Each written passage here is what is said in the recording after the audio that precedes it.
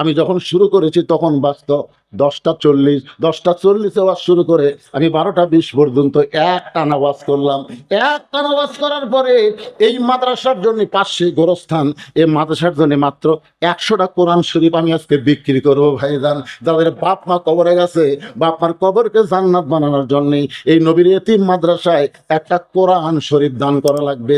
পৃথিবীর হলো শ্রেষ্ঠ দান নবীর মাদ্রাসায় একটা কোরআন। এই দানের কথা শুনে যারা লাভ দিয়ে উঠতেছে, আল্লাহ মরার 1 বছর আগে এদের প্যারালাইসিস দিয়ে দিল আল্লাহ। এত ওটা উঠি যে কত খারাপ, তখন তারা বুঝবার পারবে। মন চাইবে উঠবার চাবে, কিন্তু পা দুইটা বেহুশ হয়ে পড়ে আছে, ওটা যাচ্ছে না। আমি 2018 সালে একটা অপারেশন করছিলাম, এটা হলো পাইলসের অপারেশন। কি অপারেশন? পাইলসের অপারেশন। তো আমাকে ডাক্তার বললো, হুজুর আপনার এই পর্যন্ত ইনজেকশন দিয়ে অবশ করা লাগবে, কারণ চাপ আছে অবশ হয়ে থাকতে। আসলে আমাকে ইনজেকশন করে অপারেশন করার পরে আমি 3 ঘন্টা এই আমার সবই ঠিক আছে, কিন্তু এই সাইড আমি চিন্তা করলাম এই 5 ঘন্টার মধ্যে আমার যে সমস্যা হচ্ছে, যদি 5 বছর হয়, এই যে যারা দানের কথা শুনে টাকা দেওয়ার ভয়ে লিখতে পারে, আপনার কি মনে করতেছেন ওরা ওই রকমই থাকবে? লেখালেন কাগজ, লেখালেন মরার আগে প্যারালাইসিস, মরার আগে পরে প্যারালাইসিস। এতক্ষণ ওয়াজ শুনতেছেন, ওঠেন না লাভ দিয়ে, টাকার কথা শুনে লাভ করেন কেন? এই মাদ্রাসায় হাজারো মানুষের মধ্যে 100টা কোরআন শরীফ, 100 জন আল্লাহর বান্দারকে বলতেছি মাত্র 500 টাকা দিবেন, একটা কোরআন শরীফ দান করার সব আল্লাহ আপনার পাপমার কবরে দিয়ে দিবে। যাদের পাপমা বেঁচে আছে আল্লাহ বাপমার হায়াত দারাজ করবে। যাদের দাদা দাদি কবরে গেছে তাদের মাগফিরাতে সর্বোত্তম কোন আল্লাহর বান্দা 500 টাকা দেবেন নগদ ভাই। কোরআন শরীফ বাকি বিক্রি করা চলবে না, 500 টাকা দেন। আপনার দেওয়া দেখে যত মানুষ দান করবে আপনি একটা আলাদা সব পাবেন। ভাই উঠে আসেন, ভাই উঠে আসেন। আমি 100টা চাই, বেশি চাই না। এতগুলো মানুষের মধ্যে মাত্র 100টা, ঠিক আছে? তো এটা পড়ায় লাগেনি। আল্লাহর একজন বান্দা কোরআন শরীফ বাবদ 500 টাকা দান করছে, আল্লাহ কবুল করেন।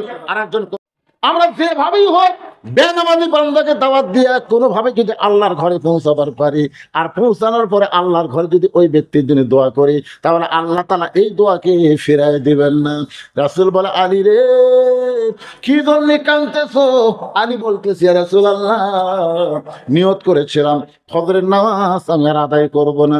হুজুর আমি নামাজ না পড়ার নিয়ত করেছি, আমি বহু চেষ্টা করেছি নামাজ পড়বো না, আমি বহু চেষ্টা করেছি নামাজ পড়বো না, কিন্তু আজকে দেখলাম আমি যদিও নামাজ ছাড়তে চাই কিন্তু নামাজ আমাকে ছাড়ে না।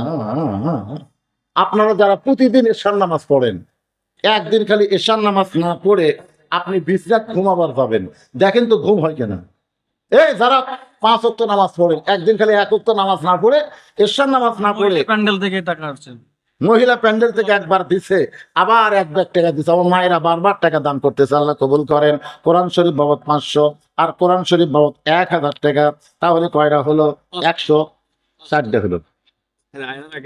দিছে আর একটা 105টা হয়ে গেছে। চাইছিলাম 100, হয়ে গেল 105টা। তার মানে বোঝা গেল বক্তা যা চাই তার চাইতে বেশি আপনারা দিবার পারেন। আলী বলতেছে, আমি বহু চেষ্টা করেছি নামাজ ছাড়বো, কিন্তু নামাজই আমাকে ছাড়ে না। এমন একটা ইবাদত যেটা আদায় করলে 3টা পুরস্কার আল্লাহ সঙ্গে সঙ্গে দিয়ে দেয়। 1 নম্বর পুরস্কার হলো ইন্নাস সালাতা তানহা আনিল ফাহশাই ওয়াল মুনকার।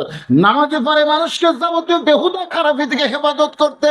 যে ছেলেরা 5 ওয়াক্ত নামাজ পড়বে, এদের হাতে যতই মোবাইল থাক, এরা কোনোদিন অশ্লীল ভিডিও দেখবে না। যখনই দেখবার যাবে নামাজ তাকে বলবে কেউ না দেখলেও আল্লাহ দেখতেছে। ধরে কোন কথা ঠিক না? আপনার বলেন তো 5 ওয়াক্ত নামাজি ছেলেরা কোনোদিন মানুষের সঙ্গে খারাপ ব্যবহার করে না। যে ছেলেরা 5 ওয়াক্ত নামাজ জামাতের সঙ্গে আদায় করে, তাদের কাছ থেকে আল্লাহ বেহুদা খারাপি অশ্লীলতা থেকে হেফাজত করে। 2 নম্বর পুরস্কার হলো ফালিয়াবুদু রাব্বা হাযাল বাইত। ওই ঘরের মালিকের যদি তোমরা গোলামি করো, নামাজ পড়ো, আতআমাহুম মিন জুইন, তোমাদের রিজিকের কোনো পেরেশানি করা লাগবে না, চাকরি বাকরি ব্যবসা বাণিজ্য টেনশন করা লাগবে না। আল্লাহ একটা রিজিকের ব্যবস্থা হালাল ভাবে তোমাকে করে দিবে। ধরে কোন কথা ঠিক কি না?